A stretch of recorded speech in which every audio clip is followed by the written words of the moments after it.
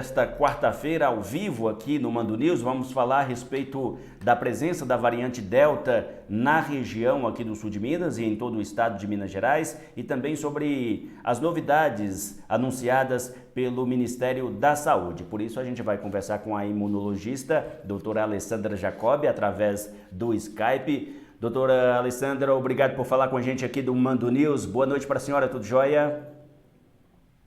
Tudo jóia, Magson? Boa noite para você e para todos que estão nos assistindo. A preocupação das pessoas, doutora, é a respeito dessa variante Delta, o quanto que ela é mais perigosa em relação às variantes ou ao vírus inicial do coronavírus que já estava presente por aqui. Isso, a maioria das pessoas estão com medo mesmo da variante Delta, né? E hoje eu até quis falar sobre isso, porque a gente não precisa ter medo, a doença ainda é a mesma.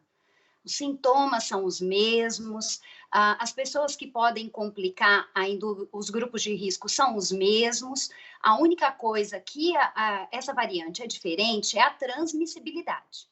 Ela tem um poder de infectar as pessoas muito maior do que o vírus original. O vírus que veio lá da China, uma pessoa conseguia infectar de uma a duas. A variante que é predominante no Brasil agora, que é a Gama, já tinha uma transmissibilidade maior e conseguia infectar 4, 5 pessoas. A variante Delta consegue infectar até 8 pessoas. Então, é essa a grande preocupação do mundo e do Brasil também, por conta desse grande risco de transmissibilidade alta demais. Então, é essa preocupação que nós temos que ter. Ela não é mais grave, ela não tem, até o momento, não tem estudos falando da sua maior letalidade ou mortalidade, e os sintomas são os mesmos, igual ao coronavírus originário lá da China. Isso aperta, digamos assim, a necessidade de avançar mais rapidamente com a vacinação, seria isso, doutora? Isso. O que acontece com a vacinação é o seguinte: toda vez que esse vírus é altamente mutável, e toda vez que os vírus mutam, eles podem ter pequenos escapes da vacina. E aí as vacinas precisam fazer ajustes para ela se adaptar a esse novo vírus. Então, como acontece, por exemplo, com a vacina da gripe. O que foi visto nos trabalhos, principalmente com a Pfizer e a AstraZeneca, é que com uma dose da vacina não se tem proteção contra a variante Delta. Uma dose da vacina, com as duas, tanto a AstraZeneca quanto a Pfizer, confere uma proteção de 30%. Então, isso não é imunidade, tá? Para a gente falar numa vacina, a gente tem que falar em imunização acima de 50% de proteção. Com as outras variantes, uma dose dessas vacinas já dava-se uma proteção em torno de 60%, 55%. Então, com essa variante, uma dose só e não tomar a vacina é praticamente a mesma coisa. Então, por isso que o governo decidiu antecipar essa segunda dose. Os estudos com essa antecipação já são feitos, os estudos das vacinas foram feitos com intervalos menores, então se tem uma proteção. O governo agiu corretamente, o Ministério da Saúde escolheu um período adequado, que vão ser de 8 semanas. A da AstraZeneca, com 8 semanas, tem uma proteção com as duas doses de 60%, então é uma boa proteção.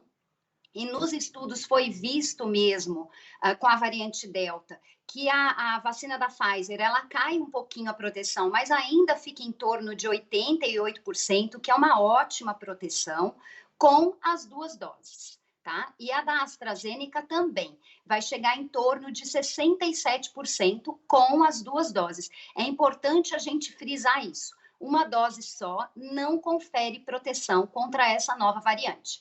E por isso que o Ministério da Saúde decidiu tomar essa atitude agora de adiantar essa segunda dose.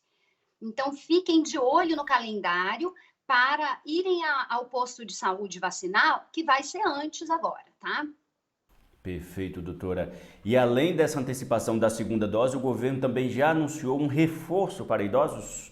Terceira dose? Isso. Todo mundo está falando em terceira dose, né? Mas assim, a gente só fala em terceira dose se for um esquema vacinal menor que 6 meses, com essas 3 doses. Então, nós não estamos falando uma terceira dose. Nós estamos falando de uma dose de reforço, que é após os 6 meses, tá? Para os idosos, inicialmente vai ser para os idosos, para depois abranger outros públicos. Doutora, acho que caiu a câmera da senhora aí. O áudio estava saindo aqui. Tá normal, só a câmera que Deu desligou. algum problema aqui. É só a Mas câmera vocês aí. conseguiram entender, né? Sim, sim, A sim. dose de reforço é feita depois de 6 meses, vai começar a ser feita com os idosos, tá? Por quê? Porque nesse público a gente tem a imunossenescência, que é a queda natural da formação de anticorpos, tá? E isso com todas as vacinas, não é só específico com a Coronavac. Chile, Canadá, Israel já estão aplicando, Estados Unidos já estão aplicando essa dose de reforço com a Pfizer, com a Moderna, tá? Então, não é que a vacina não é eficaz, é porque nesse público específico a gente precisa de doses de reforço. Aí vai depender de cada vacina e cada vírus, se vai ser a cada 6 meses, uma vez por ano, isso ainda vai estar em estudos, tá? Mas essa dose de reforço é importante que os idosos já estejam preparados para serem feitas a partir de setembro.